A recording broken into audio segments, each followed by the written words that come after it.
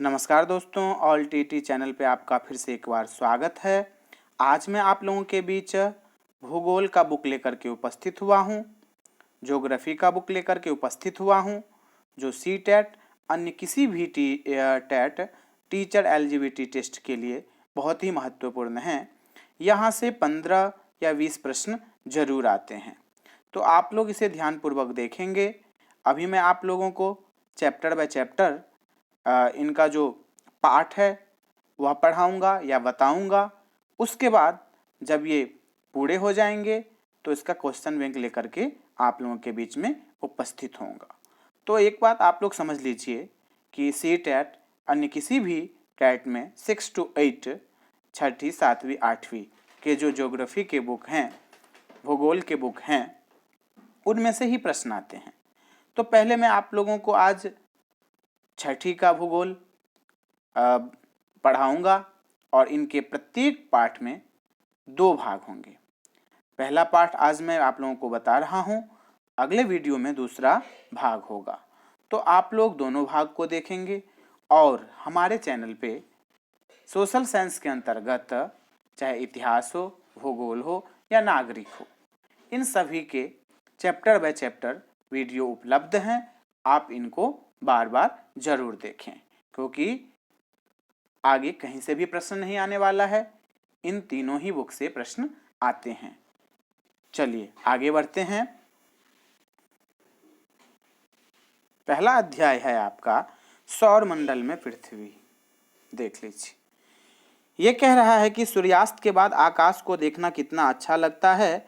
आसमान में पहले 1 या 2 चमकते बिंदु ही दिखते हैं, लेकिन बाद में इनकी संख्या बढ़ती जाती है। आप उनकी गणना नहीं कर सकते। संपूर्ण आकाश छोटी छोटी चमकदार वस्तुओं से भर जाता है, जिनमें से कुछ चमकीले होते हैं एवं कुछ धुंधले। ऐसा प्रतीत होता है मानो आकाश में हीरे जड़े हो। इनमें से कुछ टिमटिमाते प्रतीत होते हैं, लेकिन अगर आप उनको ध्यान से देखेंगे तो आप पाएंगे कि इनमें से कुछ की टिमटिमाहट अन्य से अलग है। ये बिना किसी टिमटिमाहट के चंद्रमा के समान चमकते हैं। इन चमकीली वस्तुओं के साथ आप लगभग प्रतिदिन चंद्रमा को भी देखते हैं, और यह अलग अलग समय पर अलग अलग आकार तथा अलग स्थितियों में दिखाई पड़ता है। आप पूर्ण चंद्र को लगभग 1 महीने में 1 बार देखते हैं। यदि ऐसा प्रश्न आता है कि पूर्ण चंद्र को आप लगभग 1 महीने में कितने बार देखते हैं, तो आप 1 बार पे ही टिक लगाएंगे। यह पूर्ण चंद्रमा वाली रात पूर्णिमा होती है, इस बात को भी आप लोग ध्यान रखेंगे। 15 दिन के बाद आप इन्हें नहीं देख सकते, और यह नए चंद्रमा की रात्रि या अमावस्या होती है, इस बात को भी आप लोग ध्यान रखेंगे। ऐसी रात में अगर आसमान साफ है तो आप आसमान का अवलोकन अच्छी तरह से कर सकते हैं। क्या आपको इस बात पर आश्चर्य नहीं होता कि हम दिन के समय चंद्रमा एवं इन सभी छोटी चमकीली वस्तुओं को क्यों नहीं देख पाते? ऐसा इसलिए है क्योंकि सूर्य के अत्यधिक तेज प्रकाश के कारण रात के समय चमकने वाली वस्तुओं को हम दिन में नहीं देख पाते। सूर्य, चंद्रमा तथा वे सभी वस्तुएं जो रात के समय आसमान में चमकती हैं, खगोलीय पिंड कहलाती हैं। ऐसा भी प्रश्न आ सकता है, सूर्य, चंद्रमा तथा वे सभी वस्तुएं जो रात के समय आसमान में चमकते हैं क्या कहलाते हैं? तो आप खगोलीय पिंड पे ही टिक लगाएंगे। आगे है आपका, कुछ खगोलीय पिंड बड़े आकार वाले गर्म होते हैं और ये गैसों से बने होते हैं। खगोलीय पिंड किससे बने होते हैं? तो गैसों से। इनके पास अपनी ऊष्मा तथा प्रकाश होता है, जिसे वे बहुत बड़ी मात्रा में उत्सर्जित करते हैं। इन खगोलीय पिंडों को तारा कहते हैं। इस बात को भी हमें ध्यान रखना है कि ये जो खगोलीय पिंड है इसको क्या कहते हैं? तो तारा कहते हैं। सूर्य भी एक तारा है। यदि इस तरह का प्रश्न आता है कि सूर्य क्या है, और वहां पर यदि ऐसा ऑप्शन रहेगा कि सूर्य भी एक तारा है, तो आप लोग वहीं पर टिक लगाएंगे। तो यहाँ पर देखिए, कह रहे हैं कि आओ कुछ करके सीखें। अब ये क्या कह रही हैं, तो इनके बारे में भी हम थोड़ा सा देख लेते हैं। आपको आवश्यकता होगी एक टॉर्च और एक सादा कागज, पेंसिल तथा एक सुई। चरण, पहला चरण, कागज के मध्य में टॉर्च को इस प्रकार रखें कि उसका कांच कागज से सटा रहे। दूसरा, अब टॉर्च के कांच के चारों ओर एक वृत्त खींचें। तीसरा है आपका कागज पर वृत्त के क्षेत्र में सुई से छोटे छोटे छेद करें। चौथा है आपका अब कागज के छिद्र वृत्तीय भाग को कांच पर सामने की तरफ रखें तथा टॉर्च के चारों ओर कागज को लपेटकर रबर बैंड लगा दें। पांचवा है आपका ध्यान रखें कि टॉर्च की स्विच कागज के बाहर रहे। छठा है अंधेरे कमरे में एक सादी दीवार की ओर मुंह करके इन टॉर्च को लेकर के कुछ दूरी पर खड़े हो जाएं। दूसरी सभी बत्तियों को बुझा दें। अब टॉर्च की रोशनी को दीवार पर डालें। आप दीवार पर प्रकाश के अनेक छोटे बिंदुओं को देखेंगे, बिल्कुल वैसा ही जैसे रात के समय आसमान में तारे चमकते हैं। सातवां, अब कमरे की सभी बत्तियों को जला दें। प्रकाश के सभी बिंदु लगभग अदृश्य हो जाते हैं। आठवां है कि आप इसकी तुलना उस अवस्था से कर सकते हैं जब रात्रि के समय आसमान में चमकने वाले तारे सूर्योदय के बाद अदृश्य हो जाते हैं। तो ये एक गतिविधि थी इस बात को पता लगाने की कि रात के समय जो तारे होते हैं वो दिन में क्यों नहीं दिखाई देते हैं। चलिए आगे बढ़ते हैं। कह रहा है कि रात के समय चमकते हुए अनगणित तारे सूर्य के समान ही हैं, लेकिन हमसे बहुत अधिक दूर होने के कारण हम लोग उनकी ऊष्मा या प्रकाश को महसूस नहीं कर सकते तथा वे अत्यंत छोटे दिखाई पड़ते हैं। आपने अवश्य ध्यान दिया होगा कि कुछ दूरी से देखने पर सभी वस्तुएं छोटी दिखाई पड़ती हैं। अत्यधिक ऊंचाई पर उड़ रहा हवाई जहाज कितना छोटा दिखाई देता है। बिल्कुल सही बात है।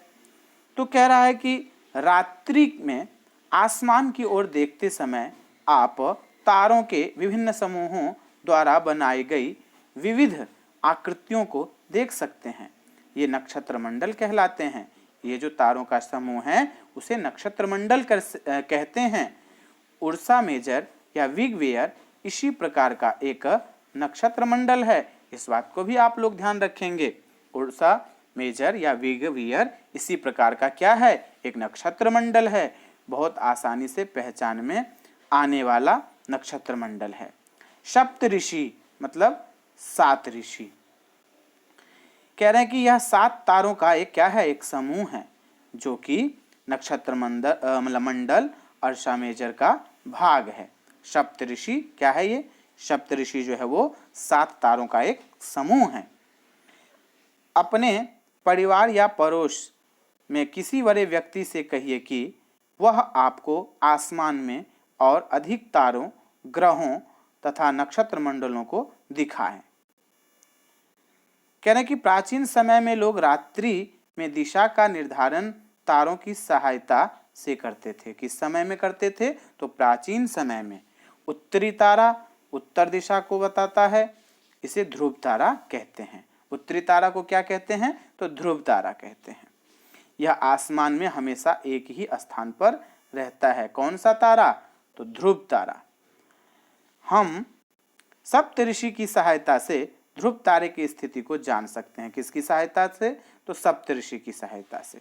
अब चित्र 1.1 ये है, इसको हम देखेंगे अभी में। आप देखेंगे कि यदि सप्त ऋषि मंडल के संकेतक तारों को आपस में मिलाते हुए एक काल्पनिक रेखा खींची जाए एवं उसे आगे की ओर बढ़ाया जाए तो यह ध्रुव तारे की ओर इंगित करती है। कुछ खगोलीय पिंडों में अपना प्रकाश एवं ऊष्मा नहीं होते हैं, वे तारों के प्रकाश से प्रकाशित होते हैं। कौन, खगोलीय पिंड। कह रहा है कि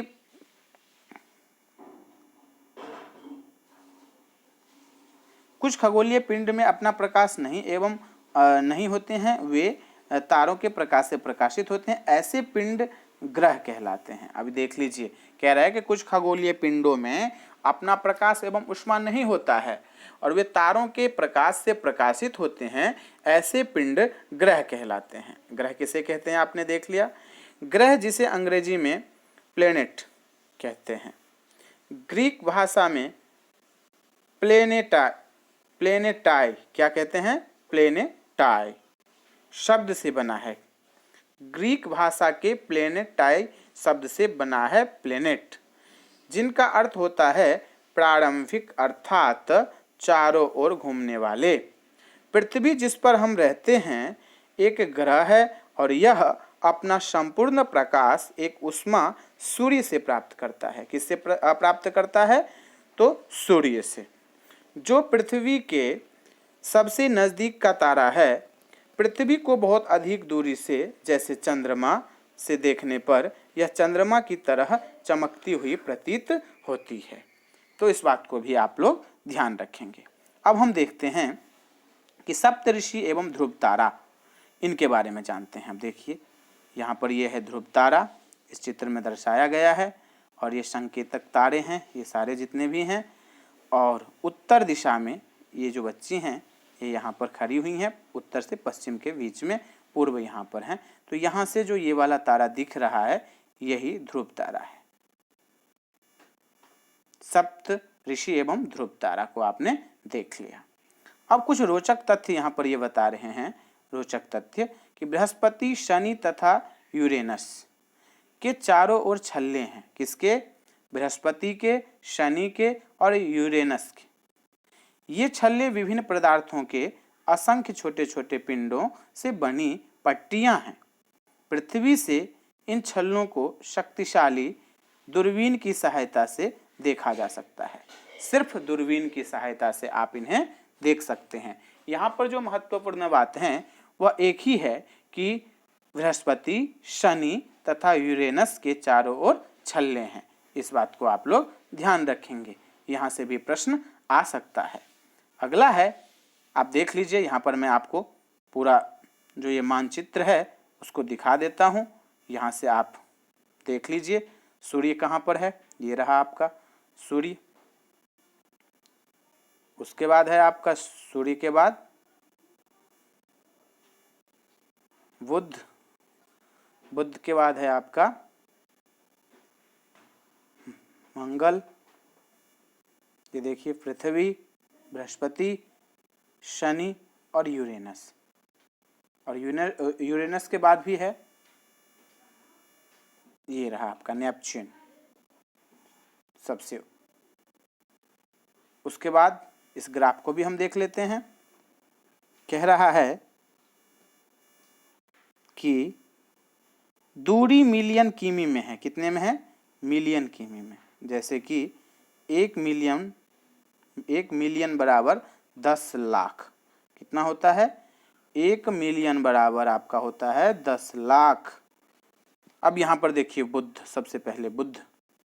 सूर्य के चारों एक परिक्रमा 88 दिन, अपने अक्ष पर घूर्णन 59 दिन। जब बुध सूर्य का परिक्रमा करता है तो 88 दिन लगता है, और जब वह अपने अक्ष पर ही घूर्णन करता है तब 59 दिन लगता है। दूसरा है आपका शुक्र। सूर्य के चारों ओर एक परिक्रमण जो करता है वह 255 दिन में, अपने अक्ष पर घूर्णन जो है वो 243 दिन में। वही पृथ्वी सूर्य के चारों एक परिक्रमण जो है या परिक्रमा जो है वह 365 दिन, और अपने अक्ष पर घूर्णन सिर्फ 1 दिन। कौन? पृथ्वी को सिर्फ 1 दिन लगता है, और पूरे सूर्य का जब परिक्रमा करता है तो उसमें कितना लगता है? 365 दिन। मंगल सूर्य के चारों ओर एक परिक्रमण 687 दिन, और अपने अक्ष पर घूर्णन 1 दिन। मंगल को भी अपने अक्ष पर घूर्णन करने में समय कितना लगता है? तो 1 दिन ही लगता है, लेकिन सूर्य के चारों ओर यदि परिक्रमण करेगा या परिक्रमा करेगा तो 687 दिन लगेंगे। यहाँ से प्रश्न आते हैं, आप ध्यान से देखिए। और मंगल के पास चंद्रमा की संख्या जो है वो आपके 2 हैं। इस बात को भी आप लोग ध्यान रखेंगे। उसके बाद देखिए यहाँ से जो एक तीर बनी है उसमें कह रहा है कि आंतरिक ग्रह सूर्य के बहुत नजदीक है और ये चट्टानों से बना है। मंगल, मंगल के बारे में कहा है कि सूर्य के बहुत नजदीक हैं और ये चट्टानों से बना है। आगे है आपका 5वां है बृहस्पति। बृहस्पति के बारे में जान लेते हैं। सूर्य के चारों ओर एक परिक्रमण 11 साल और 11 महीने में लगभग 12 साल में। और अपने अक्ष पर घूर्णन 9 दिन 9 घंटे 56 मिनट, कितने बहुत कम समय है। बृहस्पति को अपने अक्ष पर जो घूर्णन करता है उसमें 9 घंटे और 56 मिनट ही लगते हैं। और बृहस्पति पर चंद्रमा की संख्या जो है आपका वो 16 है, इस बात को भी आप ध्यान रखेंगे।